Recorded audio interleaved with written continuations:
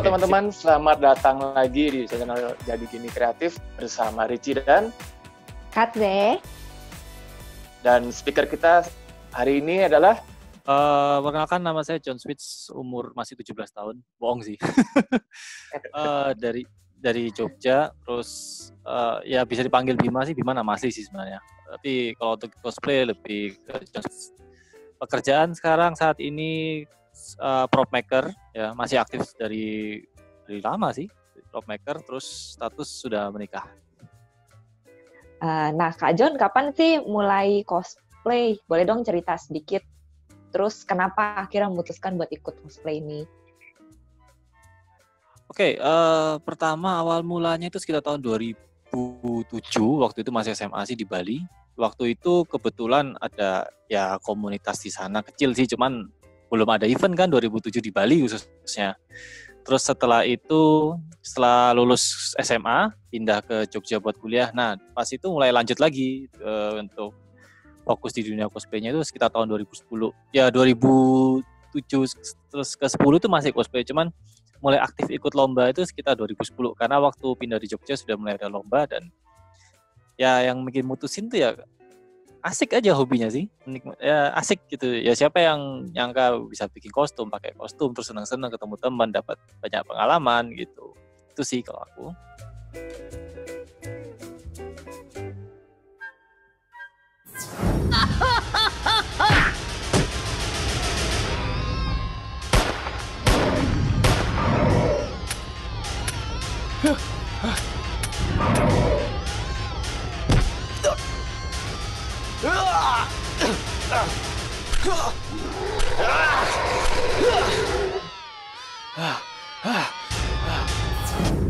Nah, dari ikut-ikut lomba-lomba cosplay skala lokal gitu, terus sampai berani ikut WCS itu gimana ceritanya?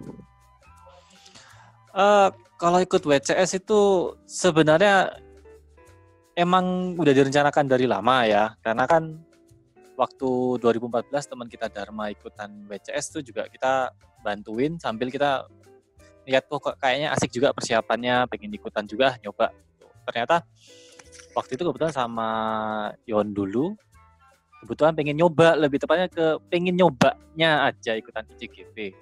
Pakai karakter yang kita pengen, satunya dari game PS1 favorit kita, dan itu pun juga gak direncanain, cuman oh nyoba yuk ikutan nih, oke mau coba ikut apa, WCS yuk, boleh yuk. Terus nanti ya nothing tulus, kita coba aja gitu. Ternyata lolos gitu. Kalau setelah ikut WCS ini, manfaat apa yang didapat dari event ini? Satu manfaat utamanya kebetulan dapat banyak link dari luar negeri khususnya sih ya, karena waktu di WCS kan kita ketemu teman-teman dari berbagai macam negara. Kemudian juga manfaat utamanya adalah lebih ke pembelajaran aja. Pembelajaran utama itu kita ngelihat bahwa kalau biasa kita cosplay di Indonesia tuh kok standarnya cuman ya di Indo tuh kayak begini. Nah, begitu kita keluar negeri, kita ketemu banyak budaya atau culture cosplay yang berbeda dari setiap negara gitu. Contoh misalkan dari Asia Timur kayak Jepang, Cina, Korea, Taiwan, itu yang mereka lebih dominan seperti ini, yang misalkan yang cewek bakal kalau cosplay itu lebih bisa dipakai misalkan untuk jualan merchandise dan sebagainya. Ternyata mereka ada budaya seperti itu yang mungkin jarang kita lakukan dulu ya. Terus habis itu dari barat yang mereka bikin bahan itu nggak cuma sekedar pakai busati aja, tapi pakai macam-macam bahan. Bahkan dari budaya, nggak cuma budaya dari pembuatan kostum, tapi dari kompetisi mereka tuh sudut pandangnya berbeda-beda. Apalagi dari Indo tuh yang kalau dipikir-pikir mungkin agak beda dari negara-negara lain. Jadi dapat ada semacam yang paling ku dapetin tuh adalah gimana cara kita open minded dengan budaya mereka itu yang kita aplikasikan di sudut pandang kita itu. Itu sih kalau aku. Boleh diceritain lebih detail nggak sih? Bedanya apa sudut pandang Indonesia sama luar itu? Gini, salah satunya ini soal yang kita ambil contoh karena mungkin saya dekat sama ini ya teman-teman dari Taiwan khususnya ya. Nah, tipe performingnya yang di sana itu yang berbeda. Waktu aku ngobrol sama anak Taiwan, terus kemudian pernah juga after effect-nya setelah itu diundang ke Cina, mereka ngomong, kalau kita perform tuh rata-rata ngedance gitu loh. Kalau di Indonesia kan jarang banget kayak gitu. Itu aja kalau kita bilang dulu tuh tahun 2014 14 sampai 15 waktu rame-ramenya Clash itu kita nyebutnya itu perform cantik gitu ya. Untuk Indonesia katanya kok kurang gitu. Karena kita lebih dominan action gitu. Kenapa kok rata-rata banyak yang performnya dance dan sebagainya itu karena rata-rata kostum yang mereka pakai itu jarang banget armor.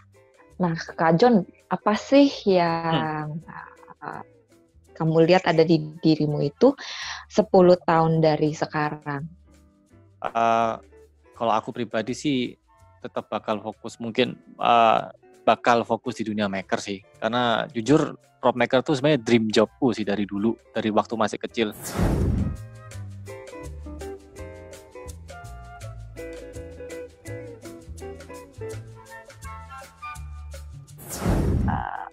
Ada nggak sih kayak masukan atau ideas yang bisa sebenarnya tuh mendukung maker-maker Indonesia makin terkenal lagi di luar? Satu, kita butuh yang namanya link. Nah, link dan korelasi ini bisa kita dapatkan dari salah satunya ikut event internasional kayak WCS gitu ya. Itu bisa, itu paling besar sebenarnya, paling besar kemungkinannya. Kedua, emang pasti butuh modal untuk promosi. Salah satunya kita kudu main ke event luar negeri. Contoh kayak AVA Singapura. Itu kan event di mana seluruh orang dari ASEAN ya, bahkan Jepang, Cina, Korea tuh pada muncul ke sana semua buat main ke event itu. Nah, di saat itu di event-event kayak gitu kita juga bisa satunya adalah promo. Dan sebenarnya itu mudah untuk dapatkan link dan korelasi kerja sama dengan orang luar karena mereka sebenarnya tahu kalau Indonesia itu punya kualitas yang berbeda dengan negara lain. Hanya saja ada dua hal yang perlu kita perhatikan adalah satu, kita harus siap dengan pasar mereka tuh kayak gimana. Karena otomatis buat mereka yang biasa jualan, maksudnya menjajakan jasanya di Indonesia, itu ketemu kondisi kerja di luar negeri itu bakal beda. Mereka minta standarnya tinggi, kalau bisa harga dipres atau mungkin detailnya bener-bener lebih mantap lagi, atau kalau enggak minta yang bener-bener ada sistematika atau mekanikal yang rumit dan sebagainya. Banyak banget, yaitu kayaknya banyak banget keinginan mereka. Permintaan pasar mereka tuh banyak banget, tapi di satu sisi sebenarnya Indonesia tuh bisa mengakalinya. Nah, yang bikin Indonesia bisa itu salah satunya adalah karena satu, cost di sini tuh masih murah untuk bahan dan sebagainya itu sebenarnya masih bisa terjangkau. Dan satu hal yang aku percaya jujur maker Indonesia tuh punya skill yang dimana mereka tuh bisa mengakali kasarnya. Kalau orang luar negeri pakai ini, kita tuh bisa ngakalinnya pakai yang ini gitu. Jadi kayak base skill mereka untuk improve itu bagus sebenarnya, tapi jarang diasah, itu aja sih sayangnya. Ada pesan atau tips yang bisa menginspirasi cosplayer muda di Indonesia yang mungkin tertarik untuk mengikuti jejak kamu? Yang satu mungkin paling gampang ini sih. Pertama harus mulai banyak berlatih sih. Paling banyak itu adalah practice make perfect sih sebenarnya. Memang harus banyak latihan. Kedua, jangan nafsu untuk pengen langsung bikin yang gede. Wah, gitu. Kalau saya pribadi kan, saya memang target saya di dunia maker adalah pengen cari duit ya pastilah kita butuh duit, tapi lebih pengen bikin sesuatu tuh hal yang orang tuh bakal mengenang bahwa oh ini karya kita gitu loh, oh ini cosplay yang kita bikin, oh ini kostum yang aku bikin, oh yang ternyata cosplayer kondang yang pakai kostum ini ternyata bikinannya si Jo. Mulai menerima masukan, terutama masukan mereka yang sudah pernah mengalami. Kita lebih belajar dari mereka yang gagal daripada kita belajar sukses dulu, kan enggak? Tapi kita akan belajar untuk mengantisipasi kegagalan itu. Itu sih kalau aku tip pertama. Dan kedua, kalau kita mau sukses, mulai dari latihan berkali-kali sampai kita tuh menemukan ciri khas kita yang bener-bener itu kita banget loh. Sekarang ada banyak maker yang itu ngambil semua style, tokusatsu, anime, game dan sebagainya, yang otomatis itu bukan style mereka. Mereka harus benar-benar mendapatkan style yang mereka benar-benar ingin sampai itu jadi maker yang dengan ciri khasnya kalian. Itu sih kalau aku. Jadi John Switch itu kan terkenal dengan nggak biasa, lebih kepada kayak ukiran, terus punya ciri khas sendiri gitu ya. Ya ciri khas, ada detailnya. Nah itu latihannya dari gimana sih? Gini, jadi sebenarnya tak ulangi lagi, jujur sebenarnya aku paling benci ornamen sebenarnya. Paling benci, ngeliat aja pengen muntah rasanya karena rumit kayak gitu.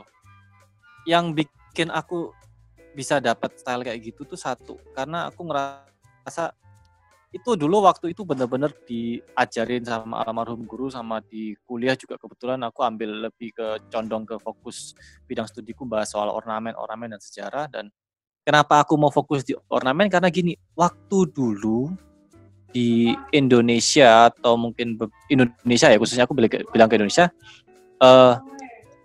kostum dengan ornamen rumit itu hampir belum terekspos. Ada tapi belum terekspos gitu. Dulu aku paling ingat ada beberapa teman-teman maker yang dia emang bikin kostum dengan detail, tapi sayangnya kok belum terekspos gitu loh. Nah, yaudah aku juga karena mumpung dikit di situ dan aku ngerasa oh ini ternyata cocok dengan ciri khasku, aku bikin kostum dan ternyata dengan minat yang aku pelajari sampai dulu enak sampai akhirnya suka. Jadi ya aku ngerasa oke lah, mending aku fokus di sini aja. Fokus di sini, fokus itu kan sebenarnya dulu pernah 2013 sampai 2016 itu aku sebenarnya nggak punya konsisten dalam styleku aku bikin kostum. Jadi kayak apa aja ambil gitu loh. Nah, ternyata aku salah. Jadi ya lebih baik aku fokus aja di orang yang itunya, yang aku ngerasa aku bisa, yaitu bikin ornamen. Dan ternyata malah jujur malah jadi ciri khasku sampai sekarang, dan orang kenal aku sebagai pro maker tuh dari ciri khasku yang ornamennya rumit gitu loh. Kayak orangnya rumit udah. Orang gak.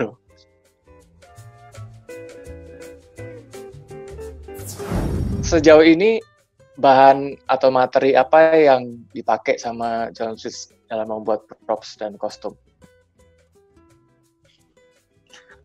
Yang pasti bahan sejuta umat yang namanya Busati ya, itu satu pasti penting. Dua, yang sekarang orang inget aku tuh gara-gara aku pakai lem tembak untuk bikin detail gitu. Lem tembak itu kan ya untuk bikin ornamen, karena sebagai pengganti Busati yang ribet juga aku biasa pakai lem tembak karena rasa nyaman aja. Terus kadang aku juga nyoba beberapa bahan dari luar negeri kayak foam clay, terus Worbla gitu. Dulu sempat nge-ambasadori Worbla di Indonesia gitu juga. Terus habis itu juga aku juga pakai logam sih sekarang. Kan dulu emang di kuliah aku ini bidang studiku kan logam. Jadi aku juga pakai logam untuk di kostumku. Nah, logamnya itu biasa aku bikinin kayak untuk pedang misalkan, untuk pisau. Nah, logam yang aku pakai juga kadang-kadang untuk bikin ornamen di kostumnya. Jadi kayak ditatah, diukir gitu. Itu juga. Tapi yang paling sering dan yang paling sering banget aku pakai dan orang tahu itu lem tembak itu sih. Sampai orang bilang juragan lem tembak. Oke guys, terima kasih sudah nonton acara kita. Jadi Gini Kreatif bersama dengan Katze dan Richie. Dan bintang tamu kita hari ini, Kak John Smith. Ya, terima kasih banyak. Semoga channel yang kita hadirkan hari ini bisa memberikan masukan buat teman-teman sekalian.